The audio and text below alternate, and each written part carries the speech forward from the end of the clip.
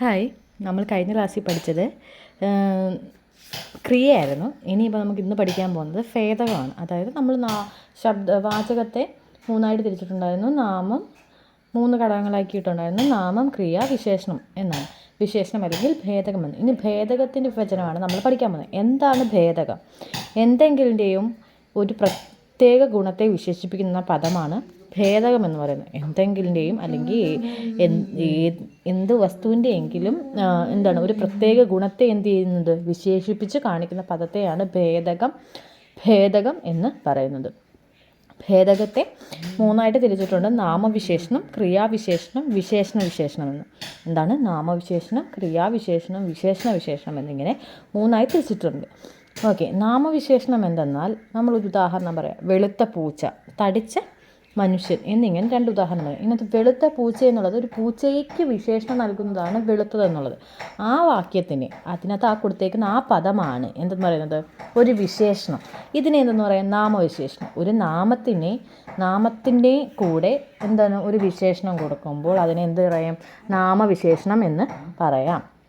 ഒരു നാമത്തിൻ്റെ കൂടെ ഒരു വിശേഷണം കൊടുക്കുന്നതിന് എന്ത് പറയാം, നാമവിശേഷണം എന്ന് പറയും. ഇപ്പോൾ ഓക്കെ, വെളുത്ത പൂച്ച, തടിച്ച മനുഷ്യൻ. ഇതിനകത്ത് മനുഷ്യൻ എന്നതും പൂച്ച എന്നതും എന്താണ്, ഒരു നാമങ്ങളാണ്. ഈ നാമത്തിൻ്റെ കൂടെ വിശേഷണമായി വന്നിരിക്കുന്ന പദത്തെ എന്തെന്ന് പറയുന്നത് നാമവിശേഷണം എന്ന് പറയുന്നത്. ഇനി അടുത്തത് ക്രിയാവിശേഷണം. ക്രിയ എന്താണെന്ന് നമ്മൾ ആദ്യം ആലോചിക്കുക. ക്രിയ എന്താണ്? ഒരു പ്രവൃത്തിയാണ് ക്രിയ എന്ന് പറയുന്നത്. ഒരു പ്രവൃത്തിയാണ് ക്രിയ. അപ്പോൾ ആ ക്രിയയെ വിശേഷിക്കുന്ന, ആ പ്രവൃത്തിയെ വിശേഷിപ്പിക്കുന്നതിനെയാണ് എന്തെന്ന് പറയുന്നത്, ക്രിയാവിശേഷണം എന്ന് പറയുന്നത്. അപ്പോൾ ഒരു ഉദാഹരണം പറയുകയാണെങ്കിൽ പാടി എന്ന് പറയുന്നത് ഒരു ക്രിയയാണ്, ഒരു പ്രവൃത്തിയാണ്. അപ്പോൾ അതിനൊപ്പം ഉറക്കെ പാടി എന്ന് പറയുമ്പോൾ ആ ക്രിയയെ വിശേഷിപ്പിക്കുകയാണ് ചെയ്തത്. അപ്പോൾ ഉറക്കെ എന്നുള്ളത് എന്താണ്, അവിടെ ഒരു വിശേഷണ പദമാണ്. അപ്പോൾ ഉറക്കെ പാടി എന്നുള്ളതിനകത്ത് ക്രിയയോടൊപ്പം ഒരു വിശേഷണ പദം വന്നാൽ അത് ക്രിയാവിശേഷണം. ഓക്കെ, വേഗത്തിലോടി, അതിലേതാണ് വിശേഷണം, വേഗത്തിൽ എന്നുള്ളതാണ് വിശേഷണം വരുന്നത്. ഓടി എന്നുള്ളത് എന്താണ്, ഒരു ക്രിയയാണ്. ഓക്കെ, ഇനി അടുത്ത വിശേഷണം. ഇനി അടുത്തത് വിശേഷണമല്ലേ. ഇതിനകത്തെന്ന് പറഞ്ഞാൽ ഒരു വിശേഷണം, നമ്മൾ ഭേദകം പറഞ്ഞില്ലേ, ആ ഭേദകത്തിന് അല്ലെ വിശേഷണത്തിന് പിന്നെയും ഒരു വിശേഷണം കൊടുക്കുമ്പോഴാണ് അത് വിശേഷണമായി മാറുന്നത്. എന്താണ്, ഒരു വിശേഷണം നമ്മൾ കൊടുക്കുന്ന ഗുണം, ആ ഗുണത്തിന് ഒരു വിശേഷണവും കൂടെ കൊടുക്കുന്നതിനെ എന്തെന്ന് പറയാം, വിശേഷണം. ഉദാഹരണം പറയുമ്പോൾ മനസ്സിലാവും. ഇതിനകത്ത് ഞാനിപ്പോൾ പറയാം, തടിച്ച നായ എന്ന് പറയുമ്പോൾ അത് നോർമലി പറയുന്നൊരു വാക്കാണ്. എന്താ നോർമലി കൊടുക്കുന്നൊരു വിശേഷണമാണ്. നമ്മൾ സാധാരണയായി ഒരു വിശേഷണ പദം ഒരെണ്ണം കൊടുത്ത്, ഇപ്പം ആ തടിച്ചതിനുള്ളതിന് ഒന്നും കൂടെ മോഡിഫൈ ചെയ്തിട്ട് എന്ത് പറയും, തടിച്ച് കൊഴുത്ത നായ. ഓക്കെ, അപ്പോൾ അതിനകത്ത് കൊഴുത്തേന്നുള്ളത് എന്തായി, ഒരു വിശേഷണം കൂടായി. മനസ്സിലായോ? അപ്പം വിശേഷണത്തിന് കൊടുക്കുന്നതിനെയാണ് വിശേഷണം എന്ന് പറയുന്നത്. വിശേഷണത്തിനെ വിശേഷിപ്പിക്കുന്നതിനെ എന്തെന്ന് പറയാം, വിശേഷണം എന്ന് പറയാം. അതിനൊരു ഉദാഹരണം കൂടെ പറയാം. ഏറ്റവും മിടുക്കനായ കുട്ടി. ഒന്നെങ്കിൽ മിടുക്കനായ കുട്ടി എന്ന് പറഞ്ഞാൽ മതി, പിന്നെ അതിൻ്റെ കൂടെ എന്തിനാ ഏറ്റവും എന്ന് കൊടുക്കുന്ന. അപ്പോൾ എന്താണ്, ആ മിടുക്കനായ എന്ന് പറയുന്ന ആ വിശേഷണ പദത്തിനോട് ഒന്നും കൂടെ വിശേഷിപ്പിക്കാൻ ഉപയോഗിക്കുന്ന പദമാണ് എന്തെന്ന് പറയുന്നത്, ഏറ്റവും മിടുക്കനായ കുട്ടി എന്ന് പറയുന്നത്. ഓക്കെ, ഇനി നമുക്കെന്ന് പറഞ്ഞാൽ ഈ വിശേഷണങ്ങളുടെ സ്വഭാവം അനുസരിച്ച് വിഭജിക്കുന്നുണ്ട്. വിശേഷണത്തിൻ്റെ സ്വഭാവം അനുസരിച്ച് എന്ത് ചെയ്യുന്നുണ്ട്, വിശേഷിപ്പിക്കുന്നുണ്ട്. ശുദ്ധം, സർവനാമികം, സാക്യം, പാരിമാണികം, നാമാങ്കജം, ക്രിയാങ്കജം, വിഭാവകം എന്നിങ്ങനെ 7 ഘടകങ്ങളായിട്ട് വിഭജിച്ചിട്ടുണ്ട്. ശുദ്ധം, സാർവനാമികം, സാക്ഷ്യം, പാരിമാണികം, നാമാങ്കജം, ക്രിയാങ്കജം, വിഭാവകം എന്നിങ്ങനെ 7 എണ്ണമായിട്ട് വിഭജിച്ചിട്ടുണ്ട്. ഇതിനകത്ത് ശുദ്ധമെന്നാൽ പ്രത്യയങ്ങളൊന്നും വരാതെ ശുദ്ധവിശേഷമായി വരുന്ന നാമത്തോട് ചേർന്ന് നിൽക്കുന്ന വിശേഷണമാണ് എന്തെന്ന് പറയുന്നത്, ശുദ്ധം എന്ന് പറയുന്നത്. പേര് പോലെ തന്നെ പ്രത്യയങ്ങളൊന്നും അതിലെന്ത് ചെയ്യില്ല, വരില്ല. ഇതിനോടൊപ്പം എന്താണ്, ശുദ്ധ വിശേഷമായിരിക്കും. ഇതിനകത്ത് ശുദ്ധമായ ഒരു വിശേഷമായിരിക്കും ഉണ്ടായിരിക്കുന്നത്.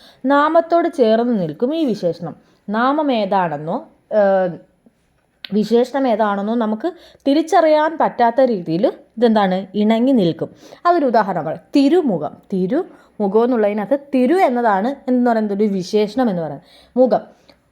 മുഖത്തിനോടൊപ്പം ഈ തിരു ചേർന്നിട്ട് എന്താ പറയുക ഒരു ശുദ്ധ രൂപമായി അവിടെ രൂപീകരിക്കപ്പെട്ടിരിക്കുകയാണ്. ഇനി തൃപ്പാദം അതിനകത്ത് പാദമുണ്ട്, തൃപ്പാദം എന്നാണ് വരുന്നത്. ചെറുപയർ, ചെറിയ പയർ എന്ന് കാണിക്കുന്നതിന് ചെറുപയർ, അത് രണ്ടായി വിഭജിക്കുകയല്ല, ഒന്നിച്ച് ഒരു ശുദ്ധ രൂപമായി മാറ്റുകയാണ് ചെയ്തത്. ഇനി സർവനാമികം എന്താണെന്നാൽ സർവനാമ വിശേഷണമായി വരുന്നു. സർവനാമം, നമ്മൾ സർവനാമം പഠിച്ചിട്ടുണ്ടായിരുന്നു. അപ്പോൾ എന്താണ് സർവനാമം ഇതിനകത്ത് എന്ത് ചെയ്യുന്നു? വിശേഷണമായി വരുന്നു. എന്താണ് സർവനാമം എന്ന് ഓർമ്മയുണ്ടോ? സർവനാമം എന്നാൽ നാമത്തിന് പകരം നിൽക്കുന്ന നാമതുല്യമായ പദത്തെയാണ് എന്തെന്ന് പറയുന്നത്? സർവനാമം. അതായത് പെൺകുട്ടി എന്നുള്ളതിനല്ലേ, പെണ്ണിൻ്റെ ഒരു സീത എന്ന് പറയുന്നതിന് പകരമായി എന്തൊക്കെയാണ്? അവൾ, അല്ലെങ്കിൽ രാമന് പകരം അവൻ, അല്ലെ അദ്ദേഹം എന്നൊക്കെ യൂസ് ചെയ്യുക, അയാൾ എന്നൊക്കെ ഉപയോഗിക്കുന്ന ആ പദത്തിനെയാണ് സർവനാമം എന്ന് പറയുന്നത്, പകരം ഉപയോഗിക്കുന്നത്. അപ്പം ആ പദത്തിൻ്റെ വിശേഷണമാണ് എന്തെന്ന് പറയുന്നത്? സർവനാമികം എന്ന് പറയുന്നത്. അയാൾ, ഇക്കഥ, അവിടം, ഇതൊക്കെ എന്താണ്?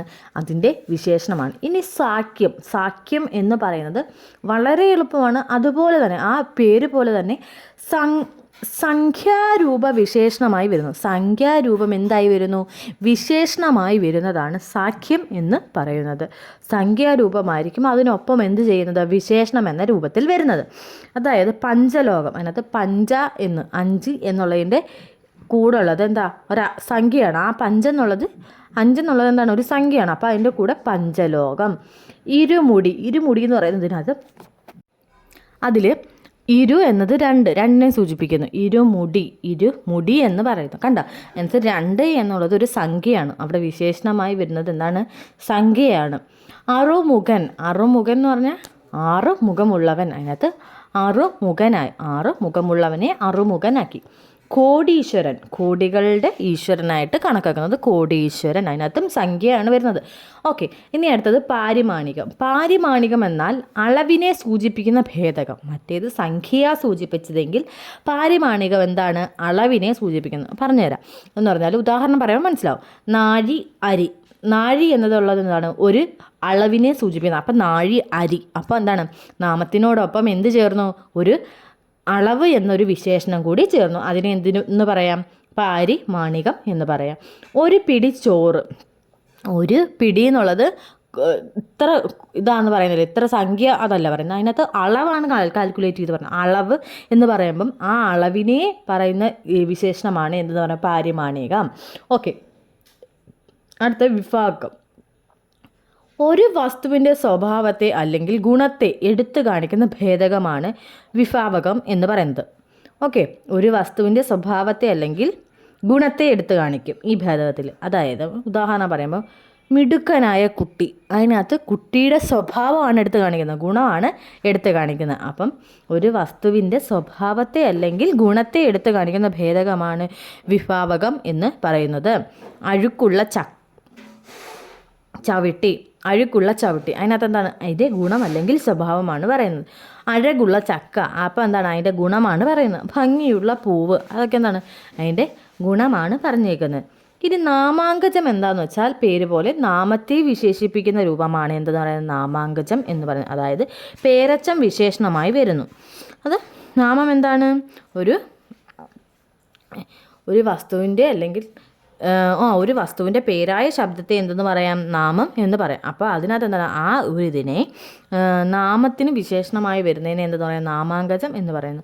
ഉദാഹരണം, നാമമായിരിക്കും വരുന്നത്, അതിൻ്റെ കൂടെ ഒരു വിശേഷണം വരും. വളഞ്ഞ വടി, പെറ്റമ്മ, നീണ്ട മുടി എന്നൊക്കെ പറയുന്നത് എന്താണ്? ഒരു നാമമാണ്. വിടർന്ന പൂവ്, അതിനകത്ത് എന്താണ്? വിടർന്ന പൂവ്. കണ്ടോ? ഇതിൻ്റെ കൂടെ പേരച്ചമായിരിക്കും വിശേഷണമായിട്ട് വരുന്നത്. പേരച്ചം എന്തുവായിരുന്നു? അപൂർണ രൂപമാണ്. പേരച്ചം എന്തുവായിരുന്നു? പറ്റ് വിനയുടെ 2 ക്രിയാരൂപങ്ങളായിരുന്നു. എന്തെന്ന്? പേരച്ചം, വിനയിച്ചം. അതിനകത്ത് പേരച്ചം എന്ന് പറഞ്ഞാൽ അപൂർണ ക്രിയയുടെ കൂടെ ഒരു നാമം അല്ലെങ്കിൽ പേര് വന്നാൽ അതിന് പേരച്ചം എന്ന് പറയും. അപ്പോൾ ആ പേരച്ചമാണ് ഇവിടെ എന്ത് വരുന്നത്? വിശേഷണമായി വരുന്നത്. ഓക്കെ, അതിനാണ് വളഞ്ഞ വടി. അവിടെ എന്തുവാ? വളഞ്ഞ എന്നുള്ളത് എന്താണ്? ഒരു വിശേഷണമാണ്. പെറ്റ അമ്മ എന്നാണ്, അതും വിശേഷണമാണ് വരുന്നത്. നീണ്ട മുടി, നല്ല നീളമുള്ള മുടി എന്നാണ് വരുന്നത്. വിടർന്ന പൂവിൻ്റെ വിശേഷണമാണ് വിടർന്ന എന്നുള്ളത്. ഇനി ക്രിയാങ്കജം എന്താണെന്നാൽ ക്രിയാവിശേഷണമായി വരുന്നത്. ക്രിയ എന്താണ്? ക്രിയ പ്രവർത്തിക്ക് വിശേഷണമായി വരുന്നതാണ് എന്തെന്ന് പറയുന്നത്? ഭേദകം എന്ന് പറയുന്നത്. വേഗത്തിൽ ഓടുന്നു, അതെന്താണ്? ഒരു ക്രിയയ്ക്ക് വിശേഷണമാവുകയാണ്. ഓടുന്നു എന്ന് പറഞ്ഞാൽ ഒരു ക്രിയയാണ്. വേഗത്തിൽ എന്ന് പറയുമ്പോൾ എന്താണ്? അതൊരു വിശേഷണമാണ്. മെല്ലെ ചിരിച്ചു എന്ന് പറഞ്ഞാൽ അത് പ്രവൃത്തിയാണ്. അതിൻ്റെ കൂടെ വിശേഷണമായ മെല്ലെ ചേരുന്നു. കുറുകെ കിടന്നു എന്നുള്ളൊരു പ്രവൃത്തിയിൽ അതിൻ്റെ കൂടെ എന്ത് ചെയ്യുന്നു? കുറുകെ എന്നുള്ളൊരു വിശേഷണം ചേരുന്നു. ഭേദകം ഇന്ന് അത്രയേ ഉള്ളൂ. ഭേദകം നമ്മൾ പഠിച്ചു. ഭേദകം 3 തിരിച്ചിട്ടുണ്ട്. നാമവിശേഷണം, ക്രിയാവിശേഷണം, പിന്നെ വിശേഷണങ്ങളുടെ സ്വഭാവം അനുസരിച്ച് പിന്നെയും വിശേഷണത്തിന് വിഭാവനം ചെയ്തിട്ടുണ്ട്. ശുദ്ധം, സാർവനാമികം, സാഖ്യം, പാരിമാണികം, നാമാങ്കജം, ക്രിയാങ്കജം, വിഭാഗം എന്നിങ്ങനെ. ഓക്കെ, ഇപ്പോൾ ഇന്ന് പഠിപ്പിച്ചത് മനസ്സിലായെന്ന് ഞാൻ വിചാരിക്കുന്നു. എന്തെങ്കിലും ഡൗട്ട് ഉണ്ടെങ്കിൽ എനിക്ക് കമൻറ്റ് ഇട്ടിരുന്നാൽ മതി. ഓക്കെ, ഞാനിത് ക്ലിയർ ചെയ്യാം.